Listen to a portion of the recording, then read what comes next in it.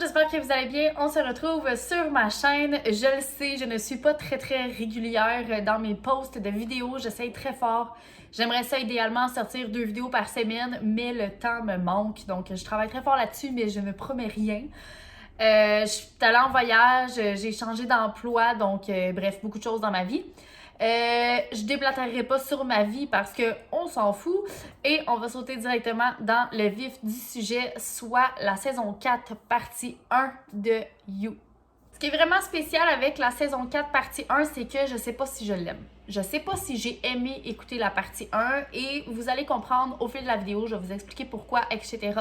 Mais là, pour commencer, j'aimerais juste ça qu'on revienne aux bases de la série You. Donc, You, c'est quoi? C'est Joe, un homme qui a une obsession maladive, malsaine pour les femmes. Et Joe, c'est quelqu'un qui tombe amoureux très vite. Et lorsqu'une femme lui plaît, il fait tout ce qu'il peut pour rentrer dans sa vie, pour devenir son amoureux, son copain, etc. Et souvent, il réussit ça en se faisant passer pour quelqu'un qu'il n'est pas, pour tenter justement de plaire à la fille, à la femme. Et quand la relation ne se passe pas comme Joe le voudrait, ben, il commet des meurtres. C'est aussi simple que ça. C'est vraiment ça, l'essence de la série You. Puis ce qui était vraiment nice dans cette série-là, c'est que on entendait les raisonnements de Joe en voix off. Donc, on était vraiment dans la tête d'un psychopathe, tueur en série, obsessionnel, name it. Donc, on était dans sa tête, on entendait tout ça et ça faisait en sorte que son personnage était comme terrifiant. OK? On n'a jamais vraiment aimé Joe, on ne l'a jamais vu comme un héros de série, mais c'était comme le parfait anti-héros, dans le sens où on voulait que les gens qui le traquent s'en sortent, mais d'un autre côté, on voulait aussi que Joe s'en sorte. Donc, pour ma part, en tout cas, c'est un peu ça, la série You. Et je trouve que dans la saison 4, du moins la partie 1, on n'a pas vu encore la partie 2, mais dans la partie 1, on a complètement perdu tout ça.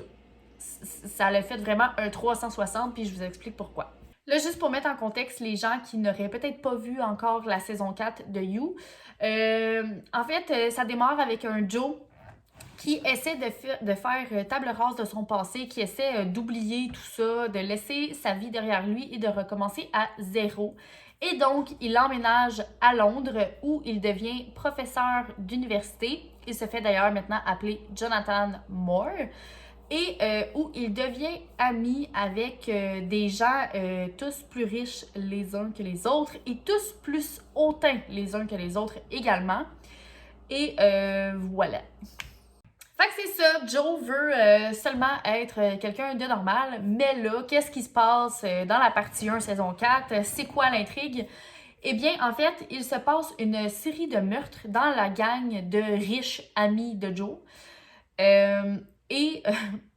Étonnamment, le meurtrier n'est pas Joe, mais Joe se retrouve mêlé à tout ça, et donc Joe devient enquêteur. Ouais, c'est ça. Vous avez bien compris. Donc, en fait, Joe n'est plus un psychopathe, il est maintenant une victime et il se retrouve dans un environnement huis clos où il devra résoudre cette énigme, à savoir qui est le tueur en série. Donc, on part sur un délire de meurtre et mystère avec notre psychopathe, plus psychopathe, bref.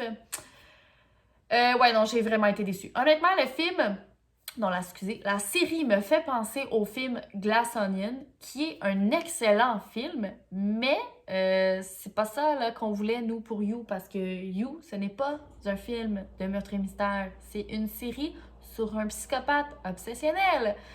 Et donc, c'est pas ça qu'on a eu. Et même son raisonnement a changé, tout a changé. Je vous le dis, Joe a vraiment perdu sa personnalité et du fait même, la série a perdu son identité. Quand on entend la voix off qui est supposée justement nous expliquer les raisonnements d'un psychopathe, ben maintenant c'est juste une voix narrative plate. Puis voix narrative, ça dit en passant, qu'on entend tout le temps. Sincèrement, Penn Badgley a pas eu énormément de dialogue en interaction avec d'autres personnages parce que c'est presque juste tout le temps sa voix narrative qu'on entend et est rendue plate, cette voix-là. Donc, c'est ça. En toute honnêteté, si la saison 4 de You avait été une nouvelle série sur Netflix et que, mettons, You aurait pas existé puis qu'il aurait pris la saison 4 puis que ça serait une nouvelle série sur Netflix, j'aurais adoré l'écouter parce que, en termes généraux, la saison est vraiment pas mauvaise. C'est quand même très bon puis moi, j'aime les trucs de meurtre et mystère et tout ça. C'est pour ça d'ailleurs que je vous dis que je sais pas si j'ai aimé la saison 4 ou non parce que j'aime le concept, j'aime le fait que ce soit un meurtre et mystère.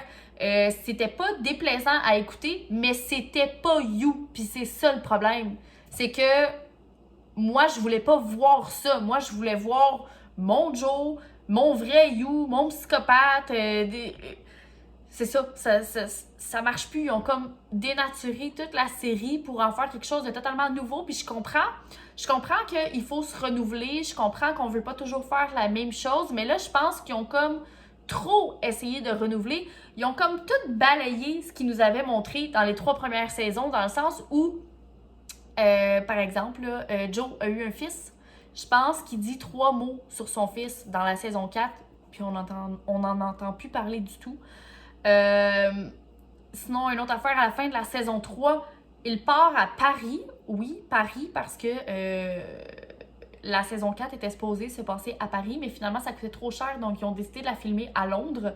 Mais bref, à la fin de la saison 3, il partait à Paris, Londres, pour aller retrouver Marianne, pour la reconquérir. Et là, au début de la saison 4, on a vu Marianne littéralement 4 secondes. Ils s'en sont comme lavé les mains, ils ont fait comme ok, c'est bon, il l'a vu, Tigidou, bye. Puis ils sont partis sur complètement autre chose. Fait que la série, la saison, si vous ne l'avez pas vue, ce n'est pas ce à quoi vous vous attendez, c'est complètement différent. Oui, on retrouve Joe. Oui, on retrouve l'univers de You, mais non, c'est ça.